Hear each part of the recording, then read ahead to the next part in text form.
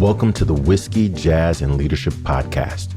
Subscribe now so you don't miss a drop of straight talk you can't get anywhere else. We discuss the whiskeys to drink, music to listen to, and what it really takes to be an effective leader. I'm your host, Galen Bingham, the leadership strategist. Tonight's guest, former Chief Marketing Officer of Eastman Kodak, current chairman of the C-Suite Network, home of the C-Suite Book Club, C-Suite Radio, C-Suite Advisors, and C-Suite Network Councils, Jeffery Hayzlett. Hey, what you drink?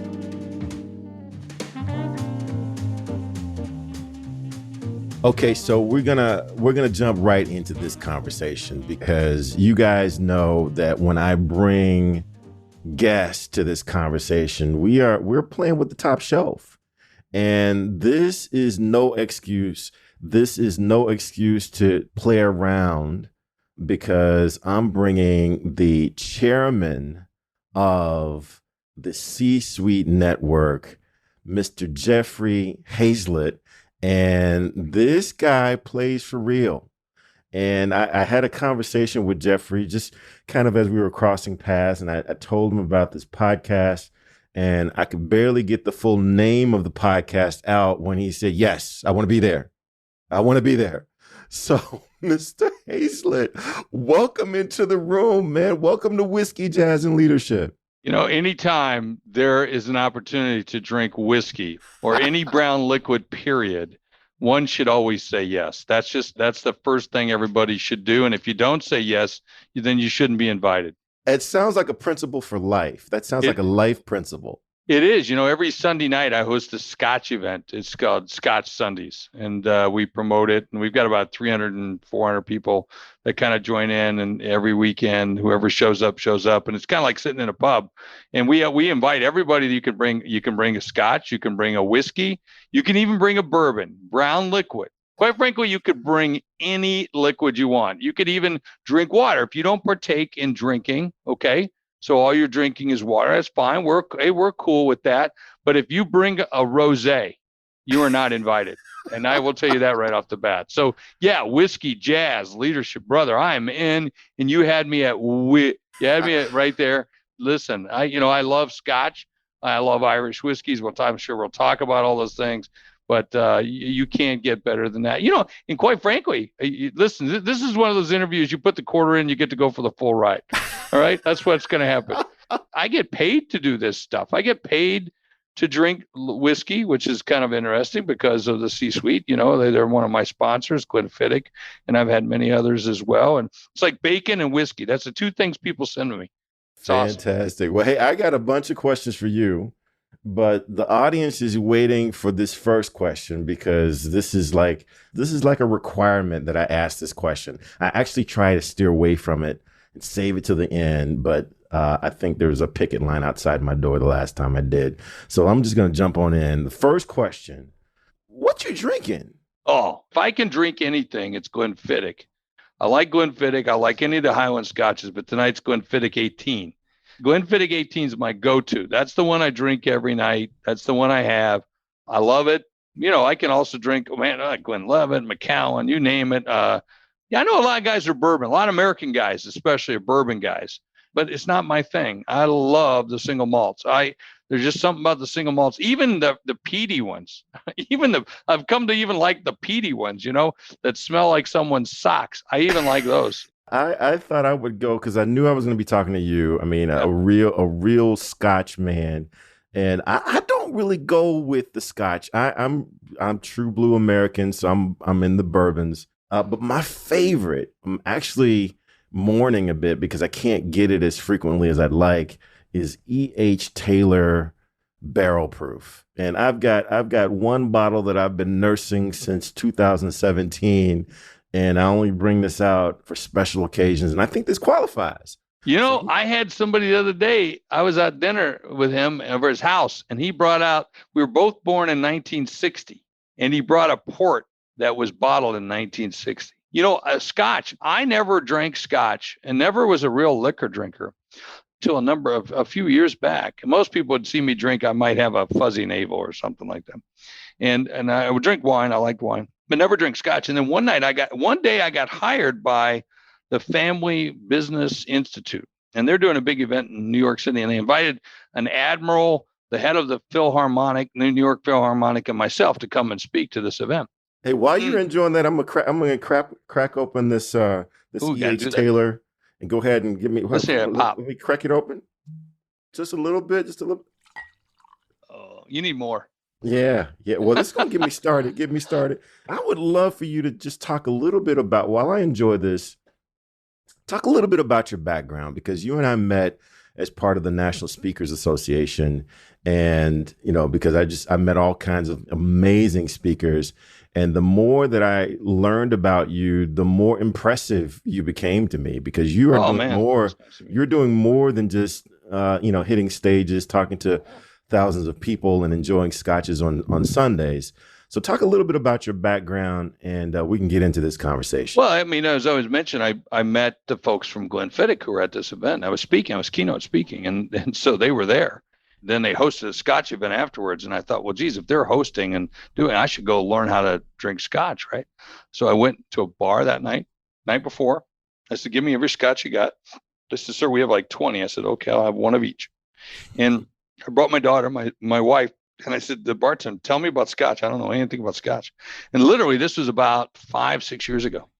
And I said, I like that one. And it was the most expensive Scotch. It was a 21. It was a Glenfiddich, by the way. And turned out I really liked it. And I went, wow. Next day I went to the event and I spoke, and then they gave me free Scotch. And then afterwards they started sending me free bottles, like, whoa. And so I became kind of an ambassador for them, which was really good. But what do? I lead the C-Suite network. I lead the most trusted network of C-Suite executives in the world. And it's an organization that gets together, that helps people to grow their business, grow their lives, grow their influence, grow their reach as a trusted executive using their content.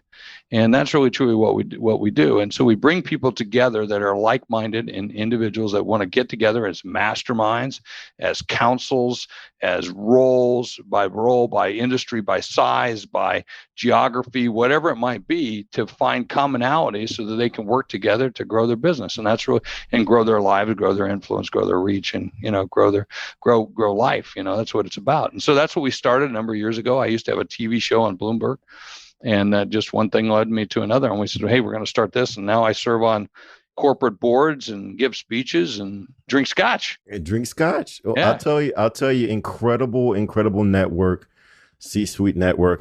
When I wrote my book in 2017, Impact, Your Power to Make a Lasting Difference, I was actually honored to have that book be inducted into the C-Suite Network Book Club. You talk about being able to connect with the leaders that are absolutely trying to make the difference in their organization, and then share the content that they're looking for, because everyone's looking for that little extra special. They're looking for a different way of saying the same thing, or something totally different that they've never thought of before.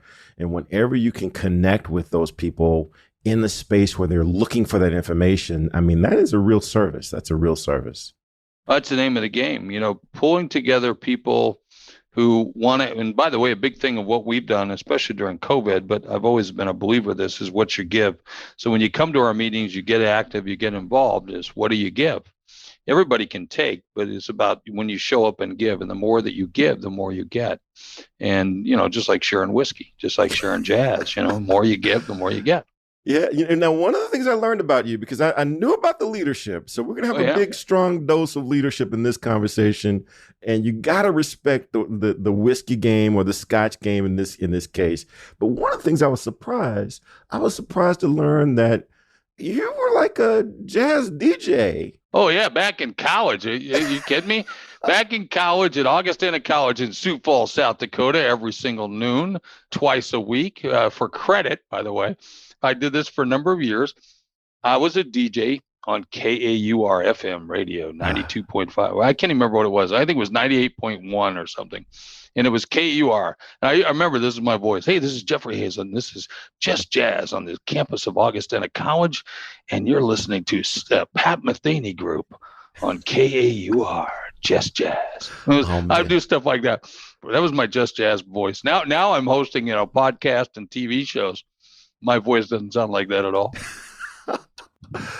So one of the things, and this was actually kind of the inspiration for this podcast, because a lot of my friends will ask, how did you come up with the name Whiskey, Jazz, and Leadership? Because that doesn't seem to make sense. They don't seem to connect. But in my mind, they connect because there's a lot of similarities. Even if they didn't connect, that's leadership right there. Taking things that connect or not connect and put them together. Disconnect the things that are connected so you can reconnect and make them better, or take things that are disconnected and bring them together so they are better. I mean, that's holy crap. That's what it's about, right? Yeah. When you walk into a business, man, you got black, you got white, you got young, you got old, you got gay, you got straight, you got everything, right? And I think that's what, leadership's about. It's by bringing all these different pieces, the colors of the rainbow, the different levels of participation, different personalities, different skill sets all together. Find the commonalities. That's what's really cool, about our Scotch Sunday event that we run every Sunday from the C-Suite Network. Is it's like walking into a pub. And if you ever walk into a real old-fashioned pub, like in New York City, like I used to go to Scallywags, over here's the gay couple, over here's the construction worker, over here's the guy that knows everything about sports there is, and there's a super smart woman over here, but yet we're a community, and we're all connected, and we all know each other, and we all love each other, we're all there for each other. And to me, that's what leadership's about. And whiskey's one of those things that brings people together. Jazz is another one. And then the real result is, leadership in a lot of different ways that you can do that. But it's really reflective. Yeah, yeah. So tell me about, this was not your first dance, right? You got a long storied corporate career before getting into this. Tell me about some of the leadership lessons that you've learned, maybe from your corporate career, that continue to hold true as you talk with other senior executives that are doing what you were doing, maybe still struggling with the things that you struggled with back then. But what were some of those lessons and experiences that you had? Well, I still see them. The biggest ones around talent. That's our number one thing that any executive faces every single day, finding the right kinds of talent, getting rid of the bad talent, motivating all the talent. And that's the thing that we spend. So my lessons learned were always about, finding great people in the organization. And they might not be the ones that reported to you. They might be down in the bowels of the organization, but to find them and motivate them and get them behind a common good of what you were trying to do, the common purpose, that problem you're trying to solve. And that was always probably one of the biggest lessons I learned, is to go do that, figure that out, and spend a great deal of time on it. And it's not about the processes. It's not about that. It's about finding good people. That's what, entrepreneurs do. Entrepreneurs, they start off as a one-man, one-woman band, and then they advance to devout followers where, they're grabbing the people that are standing around them going, hey, you can balance a checkbook. You're the CFO. And then later they add skilled technicians and professionals. In a little different in corporate world, because of your position or what you do or how you're brought in, then you assume command. And one of the biggest lessons I learned is that my job is not to be the smartest person in the room.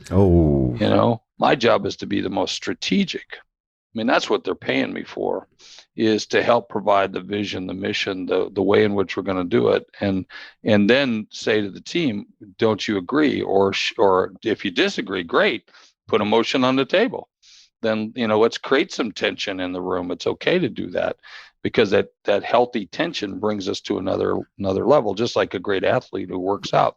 No pain, no gain. Yeah, let's talk about that for a second, because I still talk to usually young leaders.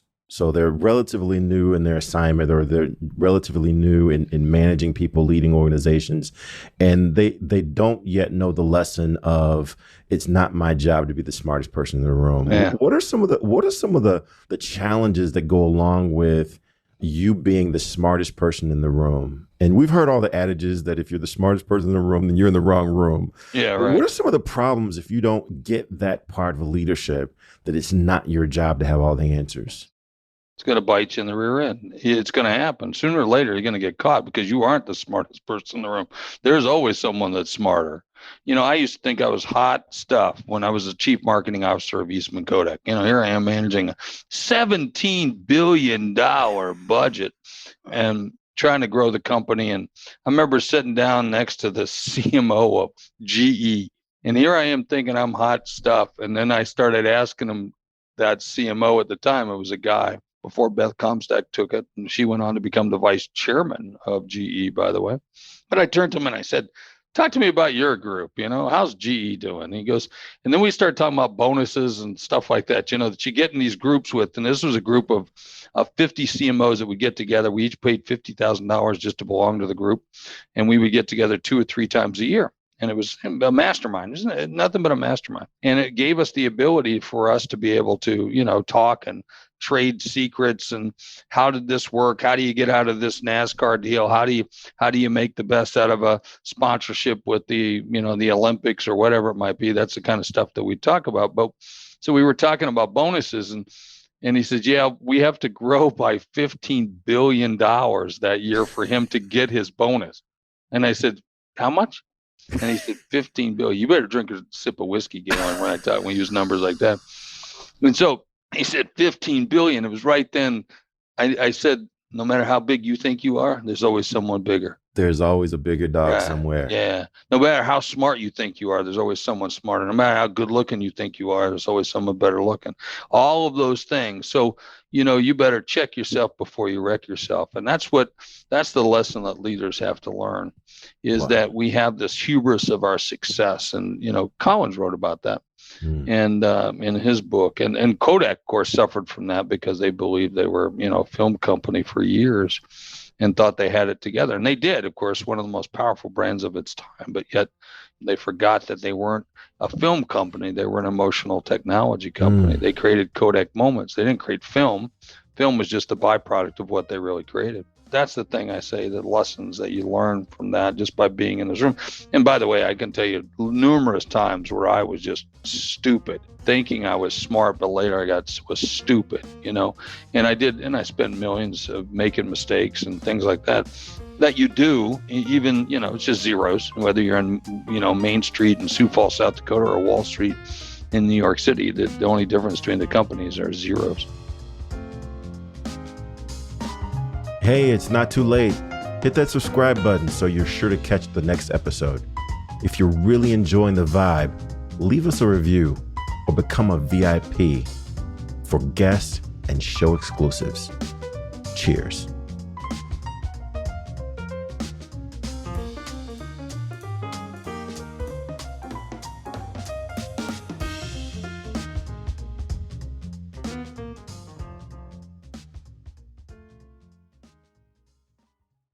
This podcast is a part of the C-Suite Radio Network. For more top business podcasts, visit c-suiteradio.com.